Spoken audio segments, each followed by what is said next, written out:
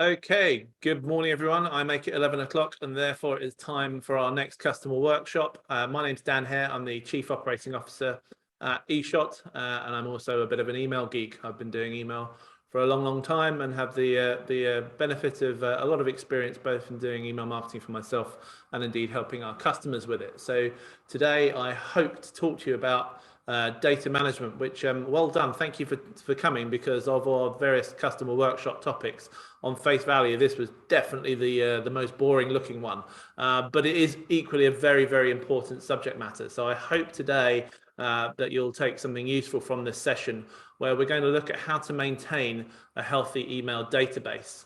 We're going to look at eShot in particular, and I'm going to help you to understand the principle of email marketing engagement.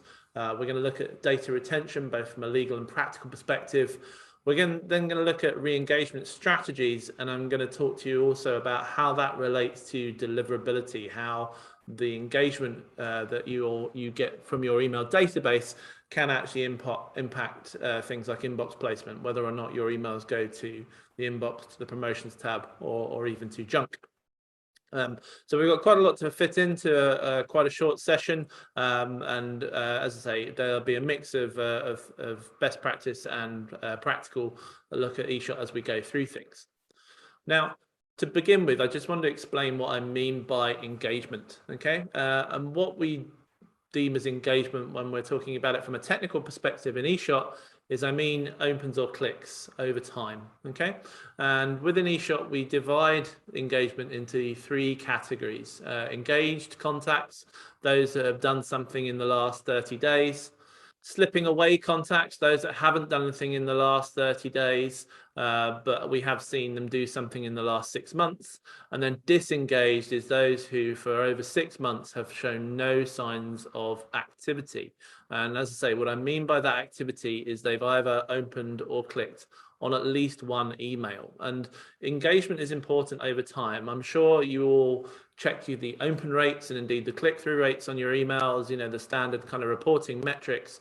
But when we're talking about engagement, we're not talking about engagement with a single email, we're talking about it over time.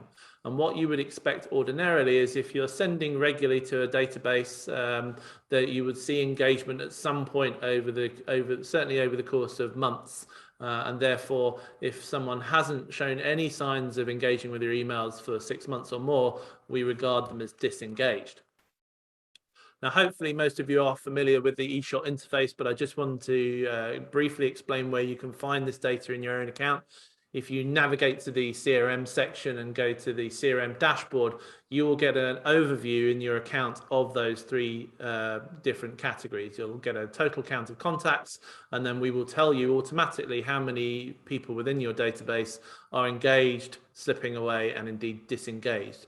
That also works at a group level. So if you drill down into a specific group, then obviously you'll be able to see the same data there. That can be quite useful, because it might be that you have some contacts in your database that you don't actually send to regularly. Of course, if you don't send them anything, then there's no opportunity for them to engage. So they might be disengaged purely because you haven't sent them anything. So if you have a newsletter group or an audience that you send to regularly, it might be worth specifically looking in that group to understand the engagement levels that you're getting within your account. And what you're able to do from the dashboard is then drill down into each of those categories. So the green, yellow, and red numbers there on the top row, the engaged, slipping away, and disengaged. If you click on one of those, then it will take you through to a list of the contacts who the system regards as disengaged. In other words, they haven't opened or clicked any of your emails in the last 6 months. And the other thing, like I say, sometimes they might be disengaged just because you haven't sent them anything, but obviously what you can then do is look at things like the last sent date to see how frequently you are sending to these people, and you can sort each of those columns to see how many campaign sends they've been sent as well. So you can get a good sense of what's going on within your email database quite easily.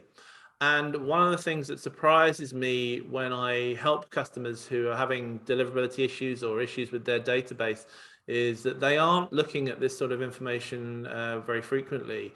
And I wondered if I love a bit of audience participation. So as long as I don't mess up the technology, what you should get now is a little poll in Zoom, which will ask you how many campaigns would you send to disengage contacts before you, well, how many is too many? At what point do you start to draw the line and say, oh, we've not seen any activity from these people?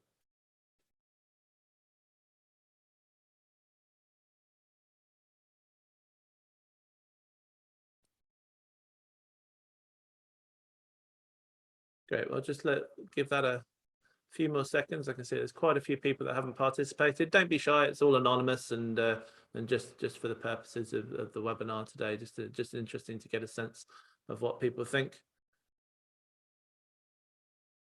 Okay, I'll wrap it up there.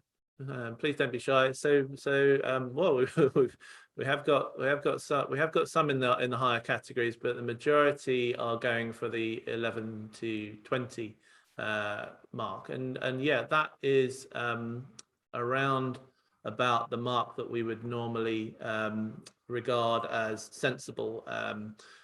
Over 6 months, you know, for argument's sake, if you're sending at least a couple of emails a month, then there or thereabouts, you'll be between 11 and 20 emails. And if you're not seeing any engagement from contacts in, you know, sort of 20 plus campaigns, you need to start asking yourself, well, why aren't I seeing that? Now, you know, for those who have answered with the higher numbers, don't worry. The personal best, or indeed worst, I've seen on the platform is over 400. So I have actually witnessed some customers who have sent over 400 campaigns to disengage contacts, and that has the potential to cause some difficulties, which we'll talk about later on. But as a general principle, you should be keeping an eye on your database, and you should be ensuring that it's up to date and accurate.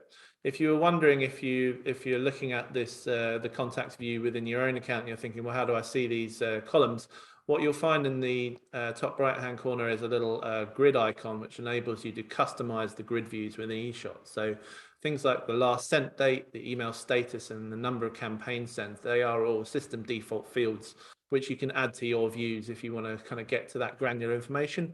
But as we saw before on the dashboard, you will get an overview of that information as well.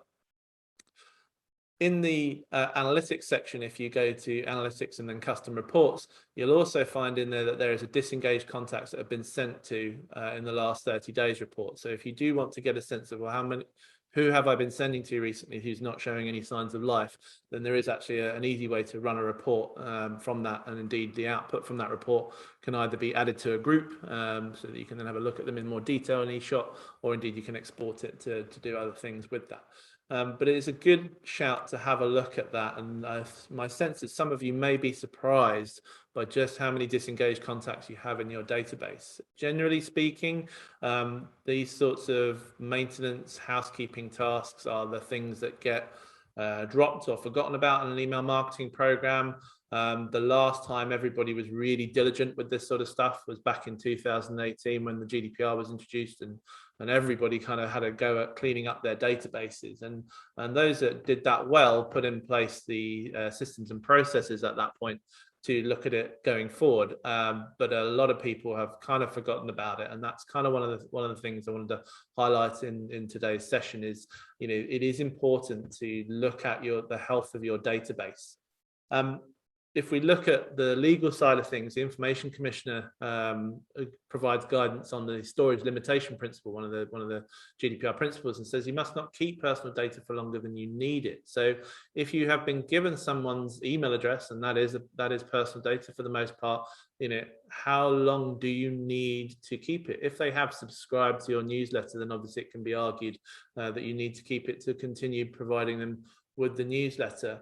But you should look at how you can justify keeping hold of data, and indeed look at the retention periods. You know, how long will you keep an email address if someone doesn't appear to be engaging with your communications? And as you might have guessed, the client that I mentioned that sent over 400 emails to contacts that disengaged, their data went back to sort of 2013, I believe. So, you know, way before we'd even started talking about the GDPR. And it is important that you look at this. If you're not sure what to do, speak to your data protection officer, speak to your information governance department, and ask them what policies are in place and indeed how they should be applied to your email marketing database.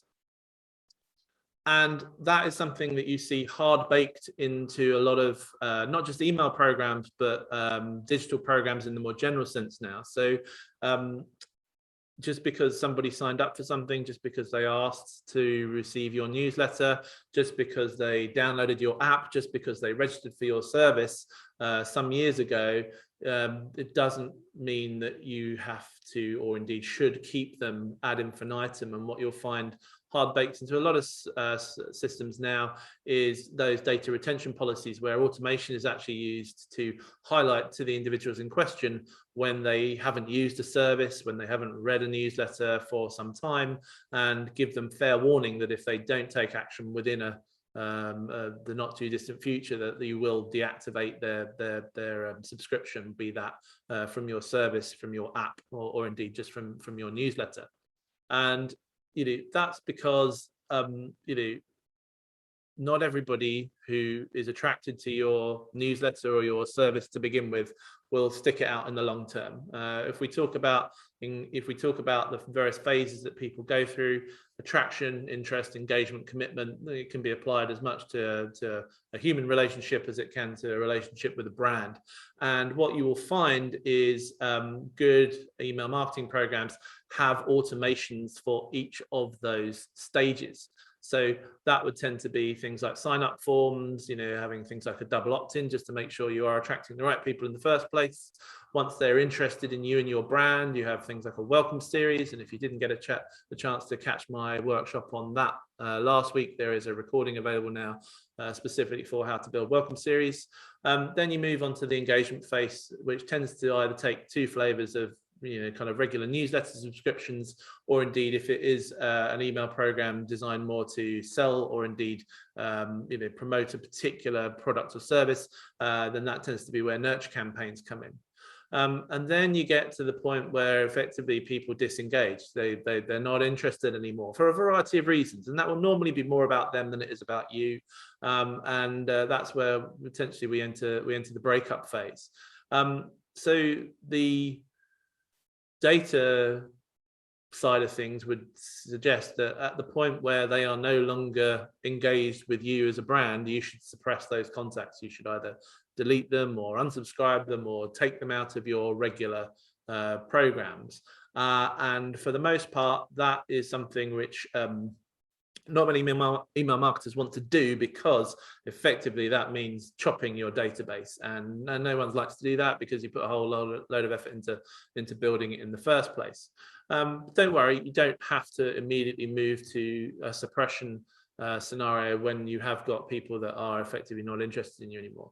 I mean, the breakup for a lot of people will result in an unsubscribe. So the decision making will be taken out of your hands. When people are no longer interested in your product, your service, your newsletter, they will tend to vote with their own finger and hit the unsubscribe button. But for those that don't, they end up in that pot of disengaged contacts who just aren't showing any signs of life in the longer term. And that's where things like re-engagement campaigns come into their own. And what I mean by re-engagement is you've signed somebody up for something originally, you've perhaps had a great relationship for maybe weeks, months, even years, but suddenly they've stopped engaging with you. So if you carry on doing what you're doing, you'll probably keep on getting what you're getting. And in the result, and in the scenario where that what you're getting is no response, then obviously something has to change. And what you will find is there are lots and lots of best practices around how to approach re-engagement, and indeed, in a quite functional way, warn people that their account will be deactivated or their subscription will be suspended or whatever. What you'll find certainly in consumer brands is lots of very, very creative ways in which brands approach that, trying to retain customers, trying to retain their business. And if we look at this example for Greg's, yes, this is an email to me. Yes, I'm I'm reformed. I haven't been in there for a sausage roll for some time now, and they've noticed this and are letting me know that you know, I'm missing out on all the goodies at Greg's. So that is a re-engagement campaign which is focused on me because of my lack of custom, as opposed to just reading a newsletter. If we look at another example from a technology company called Grammarly, they use gamification in their email program quite extensively, which is a really great idea in the more general sense. But by not using the Grammarly extension in my browser, I earned myself the Wrinkle in Time badge, which is basically them noticing that I'm not using their app. So these are great examples of using email marketing creatively to re-engage people that are showing a lack of engagement with your product or your service. However, this sort of creativity when we're talking about newsletter disengagement is probably not necessary. And there's a good reason for that. I see lots of emails where brands are just trying to encourage people to carry on reading their newsletter, but there's a big problem here because they tend to be really nice and creative. But if you think about that principle of engagement, opens and clicks over time, they haven't opened anything, they haven't clicked anything. So logic would dictate it doesn't matter how pretty your email design is, how creative it is, they're not going to see it because they're not opening your emails. Okay. Now there are some technical challenges with that, and I'm sure a lot of you are aware of the ongoing situation with the new Apple iOS blocking open tracking, and that is an emerging situation which we are still monitoring and we're looking at. But generally, you know, if you want to get people to re-engage with your newsletter as opposed to your product or service, you don't necessarily have to be particularly creative to do so, because bear in mind they're not getting as far as the email design anyway. So you have to take a step back. You have to, well, what comes before the email design? And there's not a lot really. In fact, there's three things: who the email is from and what it's about, which manifests itself as the from address, the from name, and the subject line. So if you have a pot of disengaged contacts with your newsletter and it's not linked to a product or service, then obviously you should consider ways in which you can creatively change what's there. Again, that principle of keep on doing what you're doing, keep on getting what you're getting. Chances are those that have disengaged but haven't unsubscribed, your newsletter is either sitting in a junk folder or they've got some sort of filter set up on their mailbox where your emails are being skipped, or indeed, yes, they do see your emails from you as they're browsing through their emails every day, and they choose to just pass you by because they're not interested anymore for whatever reason. So just mixing things up, sending the email from somebody different, you know, having subject lines which really pop, really grab people's attention, are the kinds of things which I tend to recommend you focus on when you're talking about re-engagement with an email program. Okay, that's distinct from re-engagement with a product or a service. You know, that's where you can be more creative with the emails. And an eShot, that's very easy to do as well. If you're familiar with the design setup screens, what you will probably do time and again is skip over the sender details section very quickly, because for most customers there tends to be a default set which no one ever changes, and it's entirely within your power to actually change things there. So a lot of the emails that we send appear to go from me, even though the reply goes somewhere else, and that is the default identity that's set up on one of our customer communication accounts. But in the little identity drop down, you do have the ability to change that to be manual. And what that gives you the ability to do is change the sender alias, otherwise known as the from name, to anything you like. It's just a text field. Now, I'm not suggesting you present your emails to be from James Bond, but it is not a technical field. It is something where anything can go. So if you think about someone who keeps seeing your brand name in their inbox and keeps choosing to pass your emails by, just sending it from somebody or something different may cause them to go, oh, who's this from, and have a look at it. Now, I've worked with various brands in terms of ways to do that. It tends to be things like if you're a publisher, you might present the email from the editor or a spokesperson for your organization, somebody who a person that the subscriber may recognize as opposed to a brand. The other thing you have is the dynamic options there. So if you do have account managers or somebody who's responsible for that individual, then you can program eShot to send emails as if they are from the person that's relevant to each contact as opposed to generally. The other bit, as I say, is what it's about, and don't be afraid to be creative with your subject lines. So if your subject lines are consistent, and there is an argument for consistency, but if for consistency for those where they are reading it, that's fine. Consistency for those who are not reading your emails, obviously that's a problem. So you shouldn't be afraid to mix things up. That's where doing it as a re-engagement campaign, using a separate strategy from what you might do for your normal sending to engaged contacts comes into its own. And really it's about being creative within that small space of the subject line and perhaps the preview text. Using things like emojis. Freddie Star ate my hamster, the immortal headline from the front page of the Sun newspaper. Again, I'm not suggesting you use that, but think about something which is going to grab the attention of someone in their inbox, because what we're seeking to do here is get a reaction from someone who's shown absolutely no signs of life for some time. So it's really a question with re-engagement of going, hello, are you still there? And would you still like to hear from us? And you can do that in a straight-laced way, or indeed you can be quite creative within that space. But as I say, if it's just trying to get re-engagement with an email newsletter program as opposed to with a product or service, then I wouldn't worry too much about the design. It's really about grabbing people's attention when they're scrolling through their emails in list form as opposed to the full email itself. So we have automations for various stages of the customer lifecycle journey, but the reason that we've got the little bonsai tree in here is, I also often refer to an email marketing database as a bit like a tree. It needs to be fed and watered and nurtured over time, and it will grow. But you do also need to prune it, and if you don't prune it, then it can become messy and can become problematic. So we can try re-engagement, but we should also not be afraid to suppress if we need to. And what I mean by that is sometimes you have to accept that there are email addresses that you just can't reach anymore. And again, that's probably more about them than it is about you, but you may need to consider after you've tried re-engagement to actually suppress some of the emails from your database. And again, don't be afraid to notify people that that's what you're going to do. As I say, send them an email. Hello, we noticed you haven't read our emails for a while. If you don't click on something or verify your subscription again in the next 30 days, we'll suppress you. Now, sometimes that results in someone going, oh, I absolutely have been reading and I don't know why you're trying to take me out of your database. That's great. We've got you. You're alive and well. We can continue. Fantastic. So there is a situation where people can be saved at the 11th hour. But if you've been marketing to them in the normal way for months, and you've been sending lots and lots of campaigns, and then you've sent them some re-engagement campaigns as well, and there's still no signs of life, that's where you probably have to bite the bullet and go, okay, we probably need to take a section of our database now and either suppress it or get rid of it or do something with it outside of our normal email marketing program.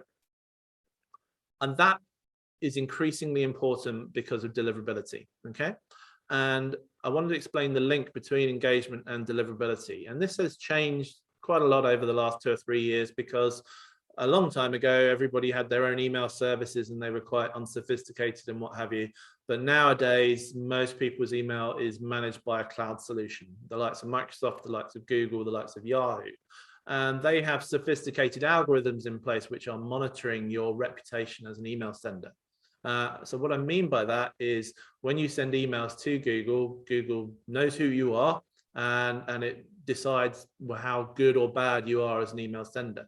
And that good or bad reputation is largely governed by the signals that Google picks up on from how your subscribers interact with your campaigns. Okay, so there are some signals which will teach Google and Microsoft and the likes that your email program is not great, or you're not looking after your data, you're not doing your data housekeeping. And I just want to give you an idea of what those are.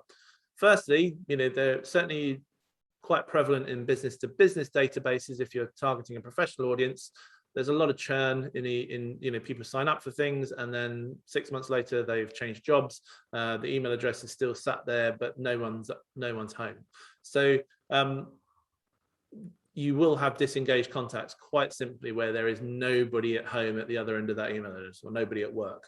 Certainly personal email addresses as well. When we look at the DMA surveys every year, there's always stats that says just how many email addresses people have.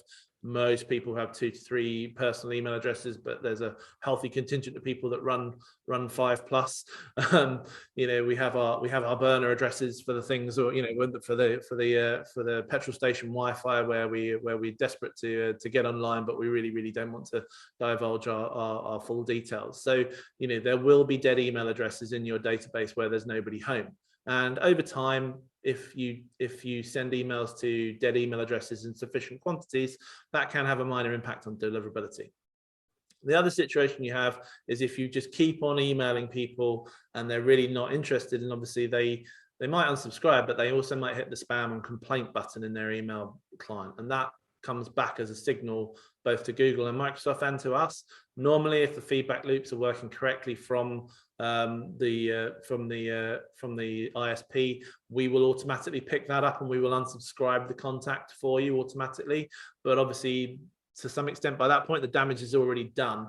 And when I've looked at this sort of stuff before, it tends to be those who can't really justify why they're still sending to people in the longer term. Case in point, one I dealt with recently, we had a few spam complaints for a customer. And when we dug into the detail of where these email addresses are from, they were people that they'd signed up at a trade show in 2017. And every year they dig out this list and start sending to it again, and a few people went, this is spam. And obviously in their mind, well, it's perfectly justified. They signed up in 2017, we should carry on plugging away at them until they say go away. And but obviously in the way they say go away, it can have quite an impact. So if you do get lots of spam complaints, then that obviously can harm your reputation with everybody. And the difficulty of that is it's a vicious circle. So once a few people mark your emails as spam, then Google and Microsoft and the likes might think, well, if that happens in sufficient volumes, then maybe I should treat more of their emails as spam. So even for those who are engaging with your emails and want to receive your emails, the services might start redirecting your emails to junk folders and what have you. Last, and it is the more extreme, we do know that some ISPs turn unused email addresses into spam traps. And what I mean by that is, they know it's a dead address. They know no one's logged into it for some time. And what they will do is they will actually turn it into a trap. And that means if you email it, you're in big trouble. Most of the time, there's some fair warning of that. You will start to see that email address bounce before it is turned into a spam trap. But that again is if you're not periodically contacting customers and ensuring they still want to receive stuff from you. That's where that can really bite you. So if it is that kind of situation where, well, we have a list of people that we only send the Christmas card to, well, if it's been a year, some of those email addresses might have been turned into spam traps in that time. So that's why engagement is so critical, both in terms of, obviously, you want the positive. Once you've got a highly engaged database, then obviously they're going to respond to your emails well. But if you've got disengagement in sufficient quantities, and there's no hard and fast rules on how much disengagement results in bad things, but for the most part, there should be more good than there should be bad. You can run into trouble. And I wanted to just give you a quick look, we have a couple of minutes left, at something that we've very, very recently added to eShot. Indeed, for some of you, it might not be available in your account yet. We now have our new deliverability dashboard, whereby we're firstly monitoring your sending infrastructure. So we're telling you if there are any technical issues which might result in any kind of deliverability issues on your account. But more importantly, from your perspective, we're also giving you various signals in relation to inbox placement. And I haven't got the time to explain each of these metrics to you today, but what you will find when you log in and have a look at this in eShot, there's a little tool which explains it to you, and the Learn More buttons will explain each metric more to you. but you can see there it's giving you a sense of how many disengaged contacts there are. If you have got complaints, it's going to flag those to you. Your unsubscribe rate, again, if that's too high, you need to have a look at it. It will also highlight if you are on any blacklists. And the last piece on that top row there is the sender score, and there's no score on this account because it's just dummy test data. But you have a sender score, which is effectively your reputation generally as a sender. So it is worth looking at those metrics and understanding more about how the ISPs, how the likes of Google and Microsoft, and indeed the spam filtration services are viewing your email program. And this new dashboard will give you a sense of what's going on there. So in summary, you probably do need to clean up your database. As I say, it should be an ongoing aspect of your email marketing program. As I said, it tends to be the bit that gets forgotten about or dropped because people fail to struggle to see the benefits of investing time in it, when obviously there tends to be a focus on the positive, getting new subscribers and engaging with those who are showing signs of life. But you do need to give it a bit of a cleanup. Re-engage where possible. It's absolutely sensible and fine to run re-engagement campaigns in the way I described. And for the most part, if you can, you should automate those. So it's perfectly feasible to have something like an automated series, which is saying, well, when someone becomes disengaged, then send them this sequence of emails. And if they re-engage, then fine. So rather than it be something that you do where you go, all right, in January, we must run a re-engagement campaign, it's just something that can run on an ongoing basis. And then therefore it is customer centric as opposed to central to you as a sender.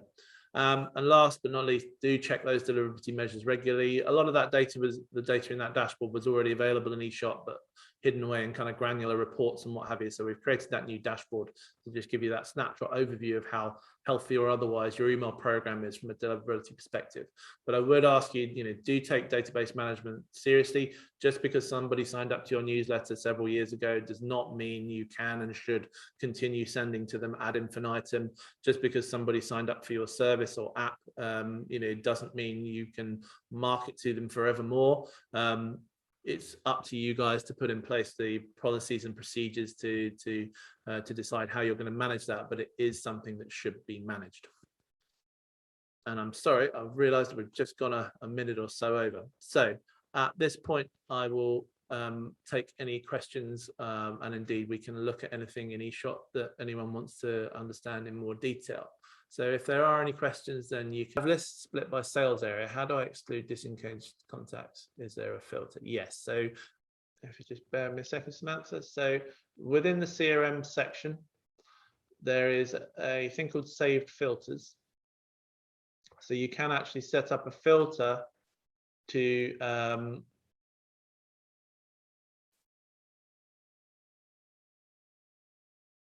we go. Email engagement status is disengaged. So you could apply that filter to your groups, and that will effectively mean that when you go to send a campaign, you could say send to this group, but exclude anyone who's disengaged, and eShop will automatically carry that out for you.